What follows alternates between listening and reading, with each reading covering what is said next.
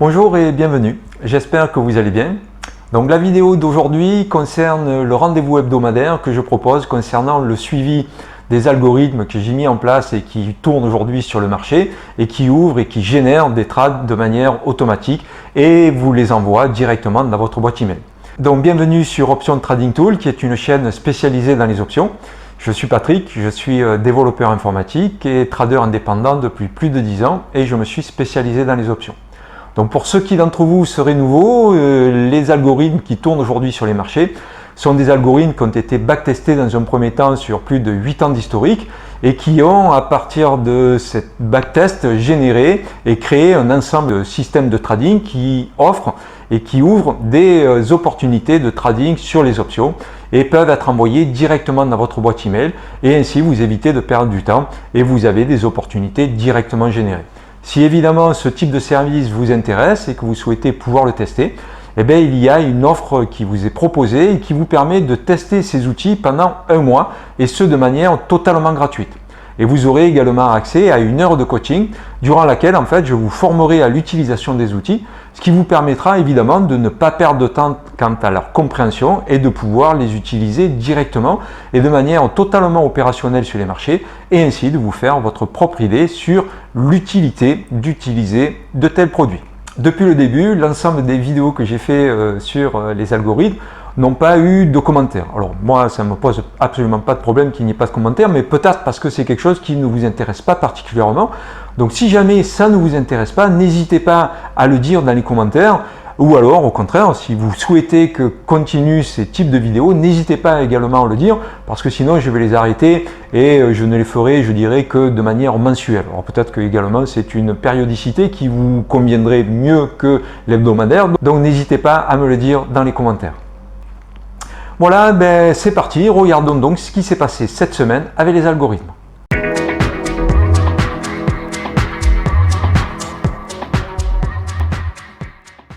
Donc avant de démarrer l'analyse de ce qui s'est passé sur la semaine, je voulais apporter quelques précisions quant aux changements que j'ai apportés sur les résultats.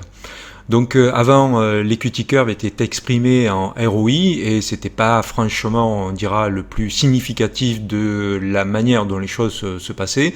Donc j'ai changé en fait la courbe des gains et elle est maintenant exprimée donc en profit and loss, donc et en dollars, donc comme c'est indiqué ici. Alors de sorte à faire en sorte que les informations qui sont exprimées le soient de manière, on va dire, cohérente, ben j'ai normalisé en fait les investissements à 500 $. Donc pourquoi? Ben voilà, par exemple, si vous avez un gain sur une valeur qui est de 1000 $, mais pour lequel il a été nécessaire d'investir 10 000 $, il y a un retour sur investissement de 10%. Et vous pouvez, à côté de ça, avoir en fait une stratégie qui aura généré 50 $ de gain pour 100 $ d'investissement, soit un retour sur investissement de 50%. Donc on voit que alors qu'on peut avoir un retour sur investissement positif, on pourrait, dans le cas où la valeur, plutôt que d'avoir fait 1000 $ de gain, ait fait 1000 $ de perte, et donc moins 10%, on se retrouverait en termes de PNL à moins 950, donc moins 1000 plus les 50 réalisés dans la deuxième opération ferait moins 950, alors qu'en fait on a fait moins 10% en termes de retour sur investissement et plus 50% en termes de retour sur investissement sur la première opération. Pour rappel, 50 $ de gain pour 100 $ d'investi. Ce qui évidemment n'est pas logique. Donc de sorte à normaliser justement cette approche, j'ai normalisé les investissements à 500 $. De ce fait, la première opération qui aura par exemple rapporté 1000 $ pour 10 000 $ de gain, ben aura été ramenée, donc l'investissement aura quant à lui été ramené à 500 $. Donc ça veut dire 10 000 pour le ramener à 500 $, ça veut dire divisé par 20. Le gain donc de 1000 $ est divisé par 20 et ça le ramène donc maintenant à 50 $ de gain. Par contre, la première opération qui elle a réalisé 50 $ de gain pour 100 $ d'investissement, on monte donc les 100 $ d'investissement à 500, on multiplie donc par 5 et on multiplie donc le gain des 50 $ par 5. Soit maintenant 250 $. Donc on a toujours le même retour sur investissement, mais par contre là du coup on a dans le cas de 50% de retour sur investissement 250 $ de gain, alors que dans le trad qui lui occasionne maintenant plus que 50 $ de gain pour 500 $ d'investissement, n'a un retour sur investissement que de 10%, qui reste la même que quand on avait 1000 pour 10 000.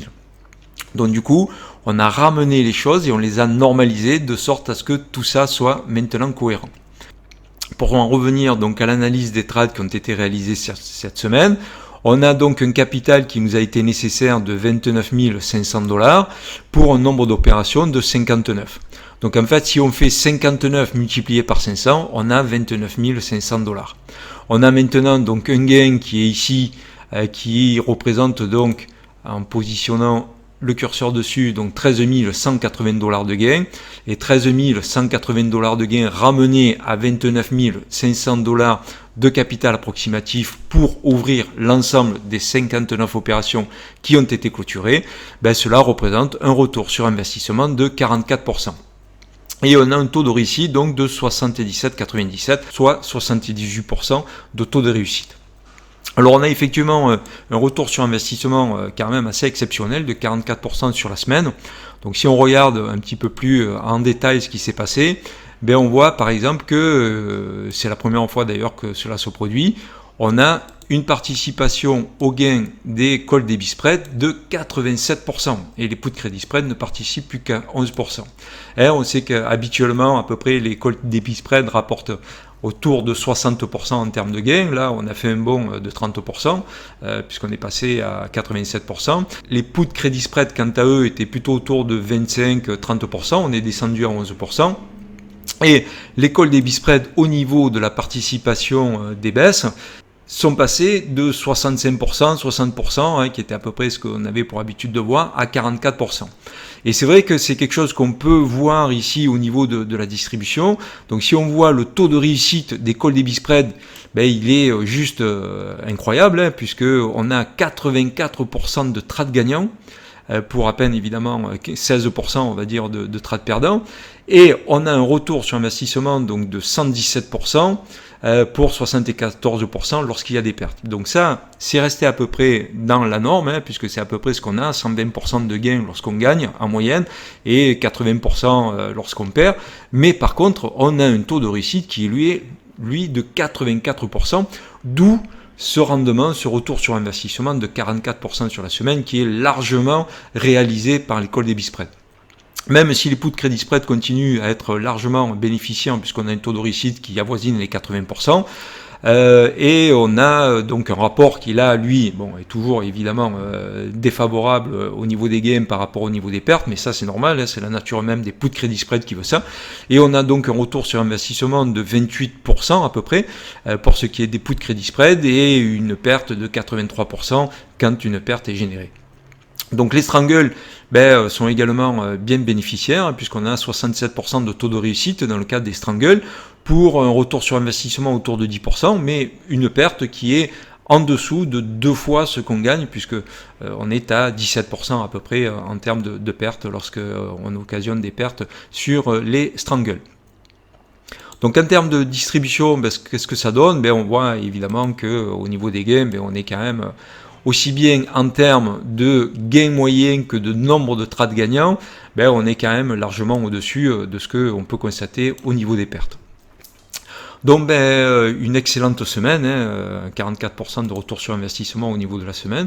Donc voyons maintenant ce que ça donne en termes de comparaison avec ce qui se passe depuis, on va dire, le début de la mise en production donc de l'ensemble des stratégies. Donc si on affiche toutes les stratégies, donc depuis le début de la production, voyons voir ce que ça donne donc depuis le début de la production.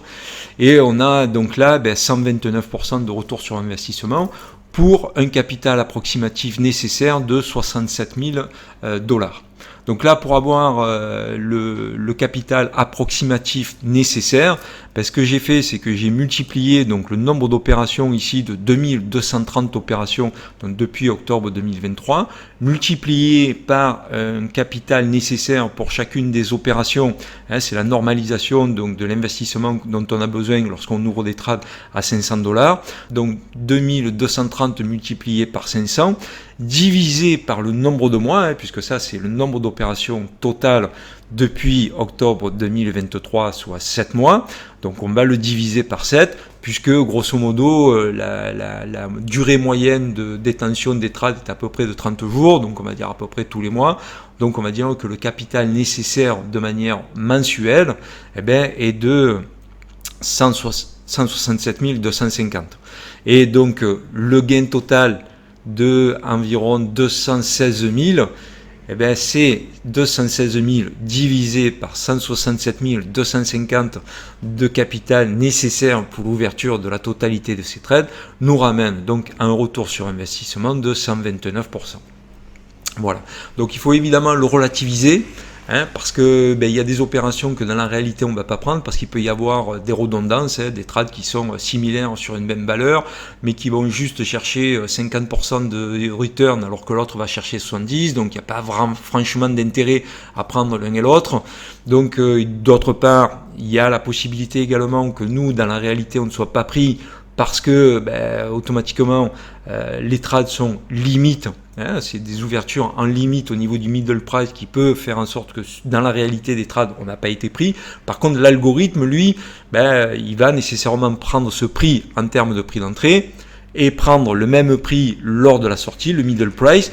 Donc forcément, on est quand même optimisé en termes de prix d'entrée et de prix de sortie, même si je mets un slippage et que évidemment les frais d'entrée au niveau des commissions sont pris en compte, mais il y a quand même s'il y a un slippage, c'est quand même assez optimisé en termes de prix et en termes de sortie, et on est toujours pris dans le cadre des algorithmes, alors que dans la réalité, on pourrait ne pas avoir été pris, parce que je le rappelle, c'est un prix limite qui est offert sur le marché, et on pourrait tout à fait ne pas avoir été pris par le marché. Merci d'avoir suivi cette vidéo jusqu'au bout. J'espère une fois de plus qu'elle vous a plu et qu'elle vous aura convaincu que trader avec des algorithmes va vous permettre à la fois de gagner du temps, tout en pouvant être en plus rentable sur les marchés. Donc n'hésitez pas à laisser des commentaires si évidemment vous avez des questions ou des commentaires que vous souhaitez pouvoir indiquer, de vous abonner à la chaîne si vous souhaitez être informé des prochaines vidéos que je mettrai en ligne, et quant à moi je vous dis, en tout cas je l'espère, à très bientôt.